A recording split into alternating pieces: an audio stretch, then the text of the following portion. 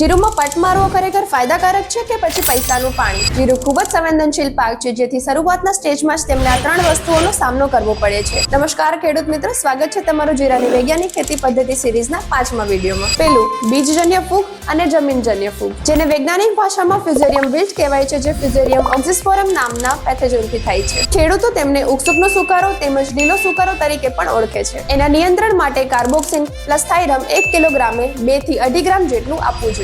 બીજું, ચૂસ્યા પ્રકારની જીવાત સામે સામનો કરવો પડે છે. એના નિયંત્રણ માટે ઇમિડાક્લોપ્રિડ 48% FS અથવા થાયોમેથોક્ઝામ 30% FS 1 કિલોગ્રામે 3 થી 4 ml જેટલું આપવું. ત્રીજું, જીરાના જુસ્સાદાર ઉગાવવા માટે તેમજ છોડ શરૂઆતથી જ તંદુરસ્ત રહે તે માટે માઇક્રોન્યુટ્રિયન્ટ્સનો પટ આપવો. અને હા, એક વાત ખાસ ધ્યાનમાં રાખો, જો તમે યુરો 44 નું વાવેતર કરતા હોય તો ફંજીસાઇડ અને માઇક્રોન્યુટ્રિયન્ટ્સનો પટ ના આપો, કારણ કે યુરો 44 માં બંનેની ટ્રીટમેન્ટ કરેલી જ આવે છે. તો ખેડૂત મિત્રો, બીજ સારવારને ખર્ચ નહીં પણ રોકાણ માનો. 20 થી 30 રૂપિયા પ્રતિ કિલોનો ખર્ચ તમને મોટા નુકસાનથી બચાવી શકે છે. જીરાને લગતી આવી જ વૈજ્ઞાનિક ખેતી માહિતી મેળવવા માટે અમારા પેજને અત્યારે જ ફોલો કરો. ધન્યવાદ.